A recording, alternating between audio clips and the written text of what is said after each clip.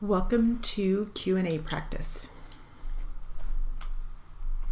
Let's get started with the defense attorney. Ready? And on these occasions, neither you nor Mrs. Duncan herself ever called the doctor. We didn't call, but I took her to the doctor. Did you ever take her to the doctor immediately upon one of those occasions? No, she would come out of them in about 15 or 20 minutes. She would always come out of them. Now you mentioned Mrs. Hoover. Who was Mrs. Hoover? Was she just a tenant there renting a room from Mrs. Duncan? Yes, she was. And you stated that Mrs. Hoover and Mrs. Duncan's relationship fluctuated, that sometimes it was good and sometimes it was not good. Is that correct? That's correct. Is it true that Mrs. Hoover sometimes was a rather heavy drinker? Well, I don't know about that. She wasn't no heavy drinker, but she took a drink sometimes. And then drinking is one of the things that your sister disapproved of. Is that correct? My sister told her, if that's your life, that's your life. Now, with respect to, you stated, I believe, that Mr. and Mrs. Moore, the defendants, never had any close relationship with Mrs. Duncan. Is that correct? I beg your pardon. Mr. and Mrs. Moore, I believe you stated that they did not have a close relationship with Mrs. Duncan. Is that right? Who is Moore? The defendants in this case.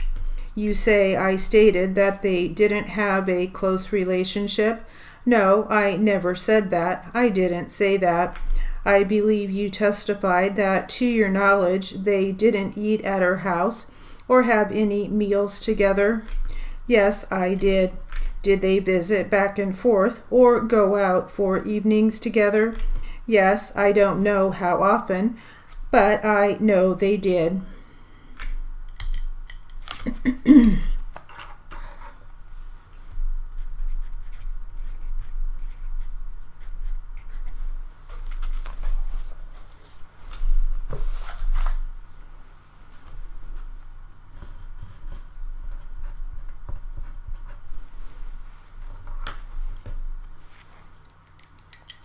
All right, now let's get to our transcript and some for voice practice.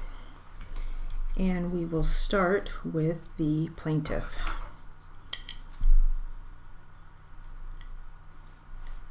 Ready? Okay, and when you walked out this time after you had made your purchase, did you see Linda? Yes, I did. Where was she? She was behind the fixed bar. Okay, and when you walked out, in what direction was she looking? She was looking directly in my direction. And when she looked in your direction, did you do something?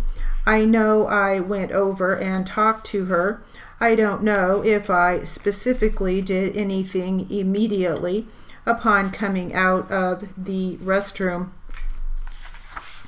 Okay, do you recall when you exited the men's room and you noticed that Linda was looking in your direction, whether you touched any part of your face?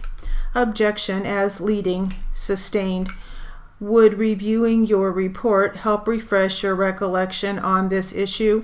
Yes, it would, but I now recall what I did upon coming out. What act did you do? I came out of the restroom and began rubbing my nose, like, typically what a habitual drug user would do. And what prompted you to do that act? It was just all kind of improving my credibility in the bar.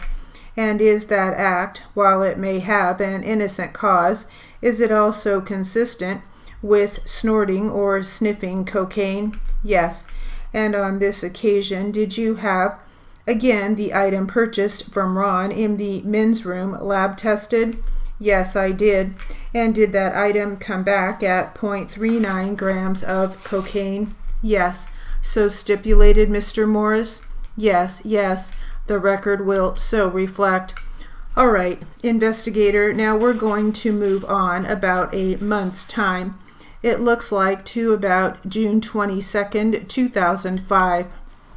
I haven't. Well, the next incident we'll discuss is at June 20th, 2005. Hold on one second. What count are you on? It should be June 22nd is counts 15 and 16. Okay, June 22. I thought you said June 20th. Oh, sorry. So this September, June, this visit, June 22nd of 2005. The visit you just testified to was May 25, 2005, so that's roughly a month's time. Yes. Had you gone there in between, or had you just stayed away for that month? We stayed away for that month. So on this occasion, again, you returned with your partner, Mr. Scott. Yes. Again, going in an undercover capacity. Yes. And on this time, was there a bartender working? Yes.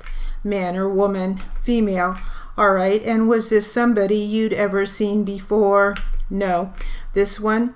All right. So did you learn what this bartender that was working on this night that you had never seen before, what was her name? She introduced herself to us as Sue. She was later identified as objection, non-responsive. Everything after Sue I would move to strike.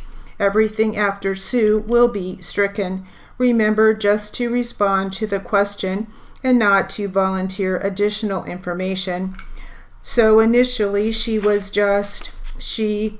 How did you learn that she was at least called Sue? We asked her name and she said Sue. And at some point later on in the investigation, did you obtain a more complete identification? Yes, of who she was. And in addition to the June 22nd, did you see her on subsequent visits later, June 22nd? Yes. All right. And so who did Sue turn out to be? She was identified as Cindy Reed. Spelling, please. C-I-N-D-Y, Reed, I believe, R-E-E-D. And Sue, did you have a spelling on Sue or not? I just did S-U-E. Okay, thank you.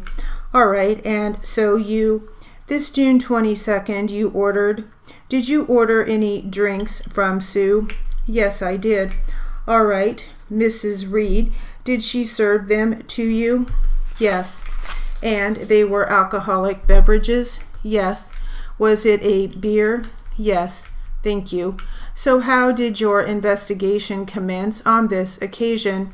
I recognized a patron that I had seen in there on previous visits.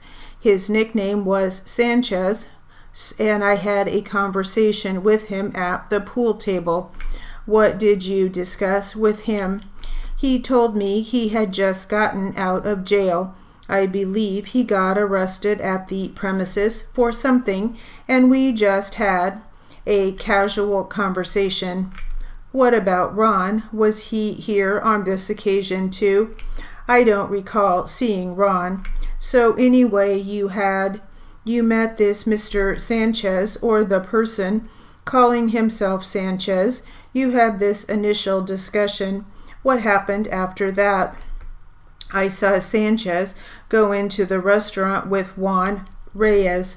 They were in there a short time, and then they both came out. Okay, and and after they came out, then what did you do in reaction to that? I continued to talk with Sanchez, assuming that a possible transaction had occurred, and told him that I was looking to score some stuff as well. Okay, and what was his reaction? He told me that he just got some and that he would introduce me to Juan. So then what happened? All three of us went into the restroom, and I told Juan that I wanted a 40, which was $40 worth of cocaine. And so what did Juan do? Juan, I'm sorry, you wanted what? $40. $40, okay. Yeah. So what did Juan do? Juan then handed me 2 small plastic Ziploc bags containing a white powdery substance. And they were clear, like cellophane you could see through? Yes. All right. And he gives you the 2. What do you do? I had already given him the $40, and I basically put the drugs in my pocket and left the restroom. All right. And what about the 2 of them? Did they also exit? Yes. And what did you see them? Where did you see them go afterwards? I believe Sanchez walked back to the pool table area, but I can't recall specifically what they did. During the course of this exchange, did you? Where? In terms of Ms. Erickson, where was she? Behind the fixed bar. Was she always working as the bartender? Yes. Did she ever look in your direction when you were having your contact with either of the 2, Juan or Mr. Sanchez? Not that I recall, no. Okay, did you have this item tested? Yes.